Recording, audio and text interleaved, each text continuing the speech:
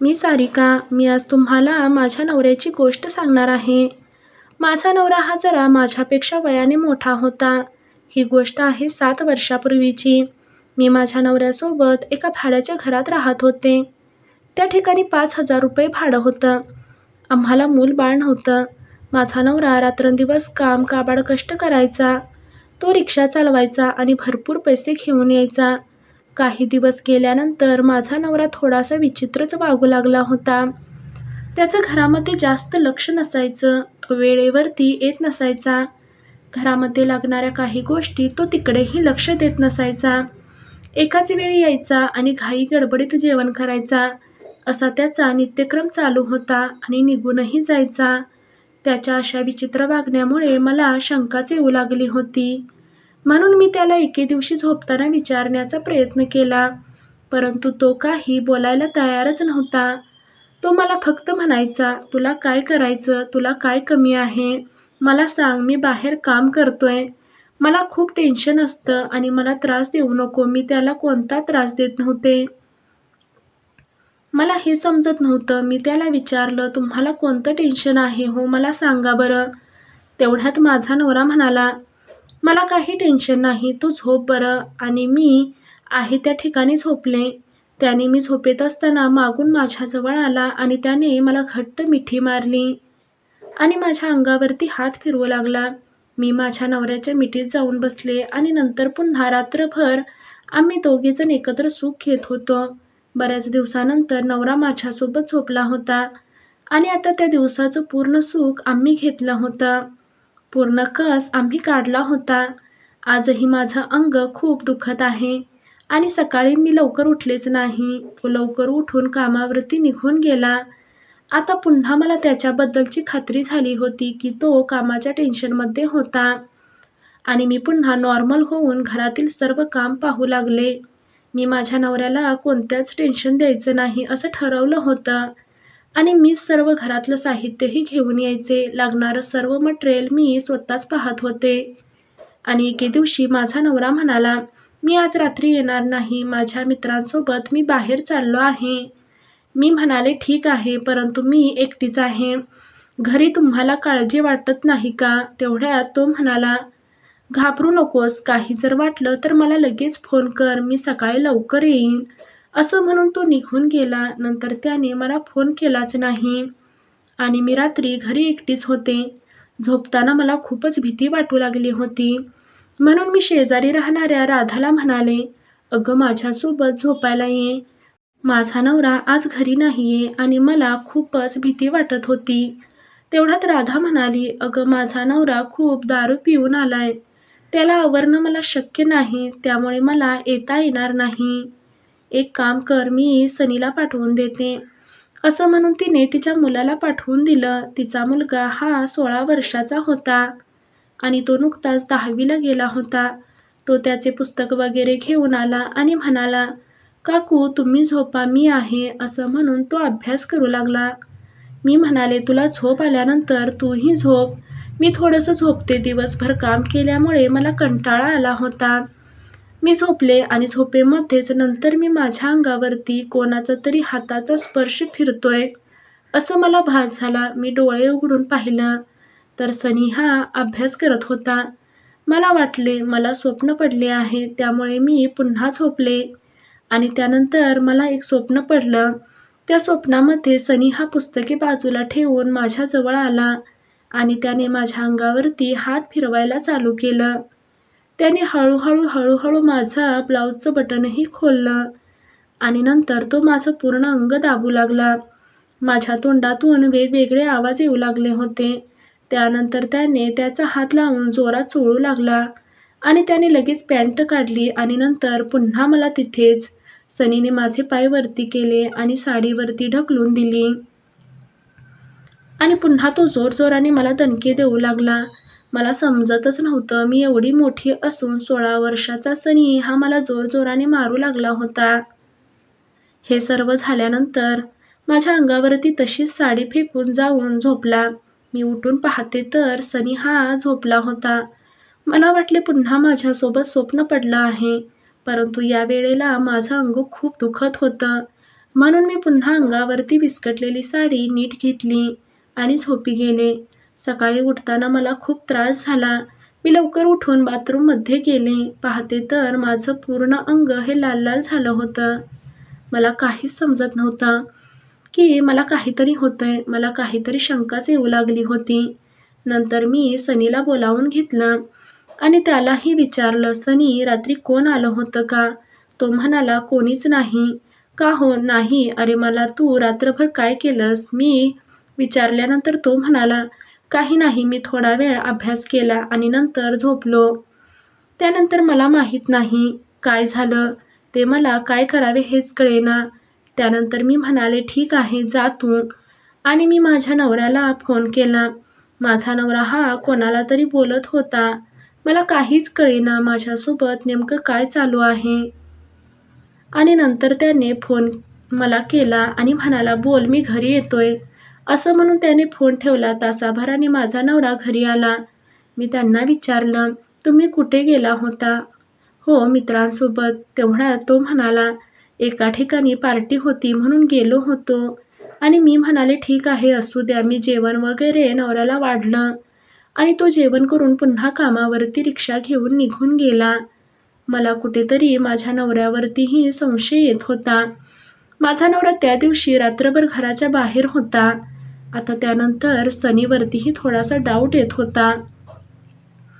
कारण जर मला स्वप्नामध्ये घडलेलं हे स्वप्न असेल तर माझं अंग आणि पूर्ण शरीर हे सर्व दुखण्याची काय गरज होती? म्हणूनच मला सनीवरतीही संशय येऊ लागला होता. परंतु सनी काही सांगायला तयार नव्हता आणि म्हणूनच मी एक प्लॅन केला. मी पुन्हा माझ्या नवऱ्याला सांगितलं, आता तुमची ती पार्टी केव्हा आहे? तेवढ्यात माझा नवरा म्हणाला, असेल ना कधी असते तुला मी सांगेन नक्की, पण मी फक्त वाटच पाहत होते की माझा नवरा रात्रभर कधी बाहेर जातो आणि मी पुन्हा सनीला झोपायला कधी बोलावते. आता या वेळेला मी पूर्ण प्लॅनच केला होता. आता मला वाटले तसेच माझे झाले. एके दिवशी माझा नवरा म्हणाला, अगं, मला एका ठिकाणी भाडं आलं आहे. आता मला जावं लागेल. पहाट होईल तर तू जेवण करून झोप आणि मला जे हवं ते झालं.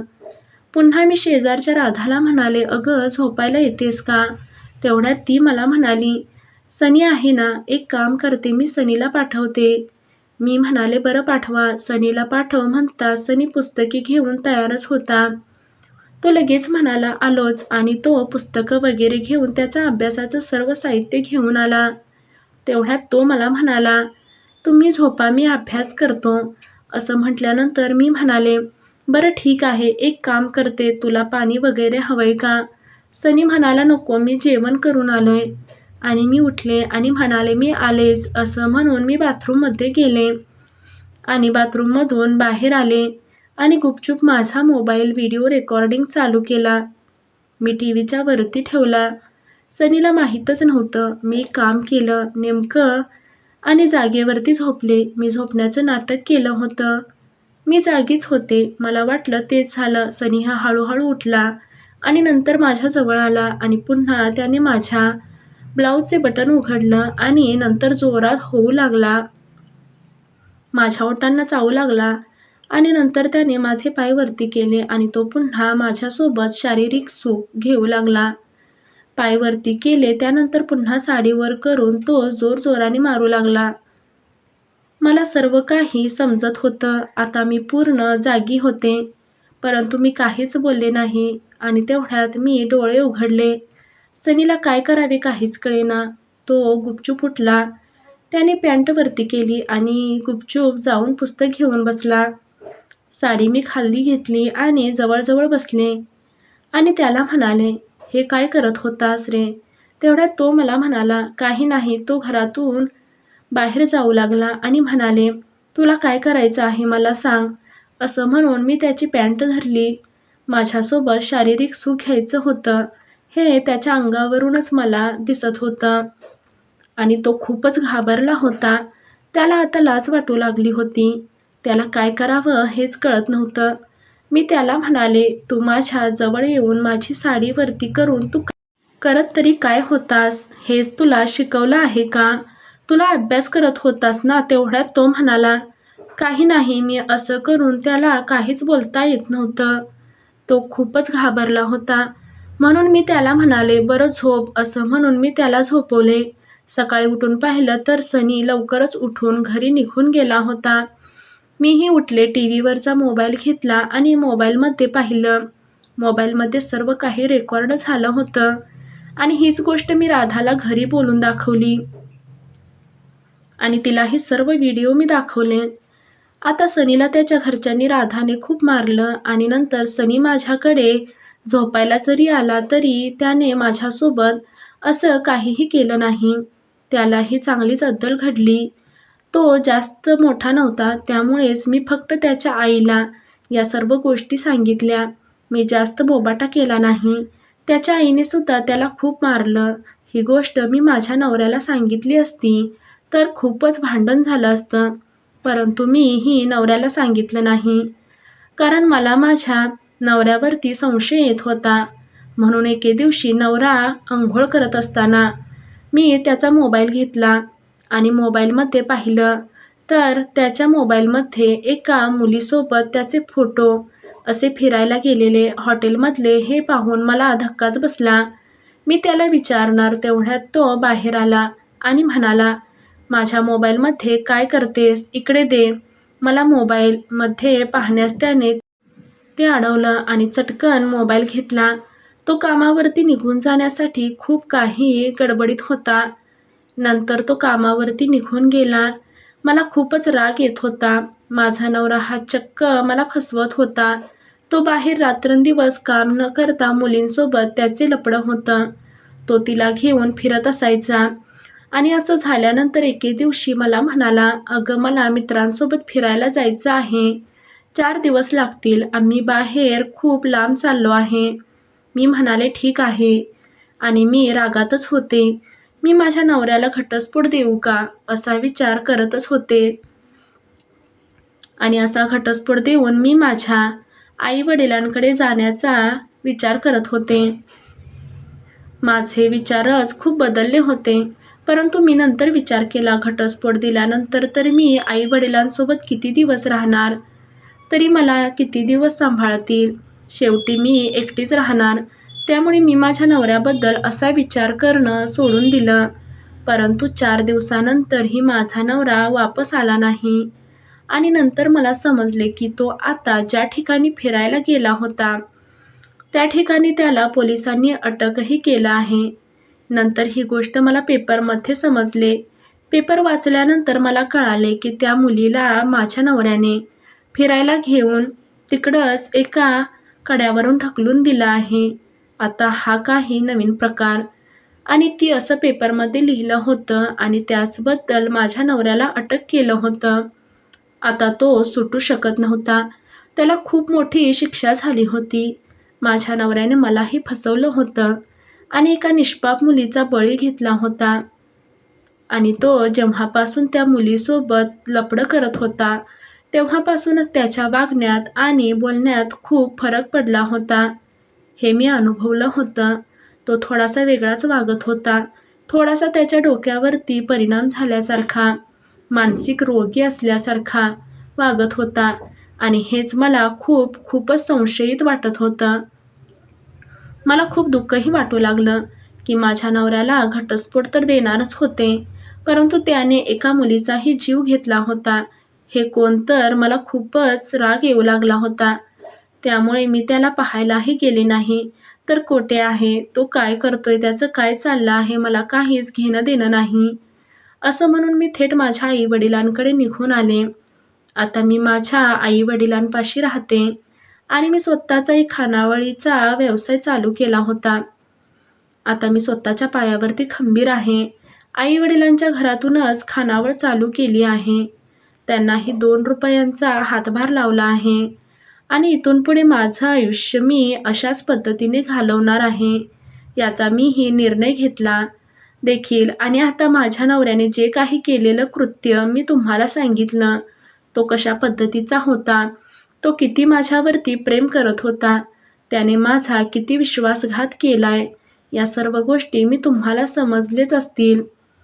तुमच्यासारख्या, माझ्यासारख्या अशा कित्येक मुली अशा कित्येक गोष्टींना बळी पडत असतील. त्यांनी या माझ्या कथेतून, या गोष्टीतून एकच बोध घ्यावा. कोणत्याही गोष्टीला मर्यादेपेक्षा जास्त स्थान देऊ नये. प्रत्येक गोष्टीला एक मर्यादा ठरलेली आहे. त्या मर्यादेपेक्षा त्या गोष्टीला स्थानच देऊ नये. आणि कोणतीही गोष्ट खूप जास्त वाहवत जाता कामा नये, कारण अशा गोष्टींचा शेवट खूप वाईट होतो. त्यामुळे मला असं वाटतं, जर तुमचाही नवरा असा काही गोष्टी करत असेल किंवा त्याच्यावरती तुम्हाला संशय जरी येत असेल, तर तुम्ही या गोष्टी समोरासमोर येऊन बोलल्या पाहिजेत, समोरासमोर घेऊन मांडल्या पाहिजेत आणि पुढे काही अनर्थ घडण्याअगोदरच या गोष्टी एक क्लिअर करणं आवश्यक आहे. तरच तुमचा संसार आणि सर्व गोष्टी जाग्यावरती राहतील असं मला वाटतं. बाकी तुम्हाला तर सर्व गोष्टी समजल्या असतील. कथा आवडल्यास चॅनेलला लाईक आणि सबस्क्राईब करायला विसरू नका. धन्यवाद.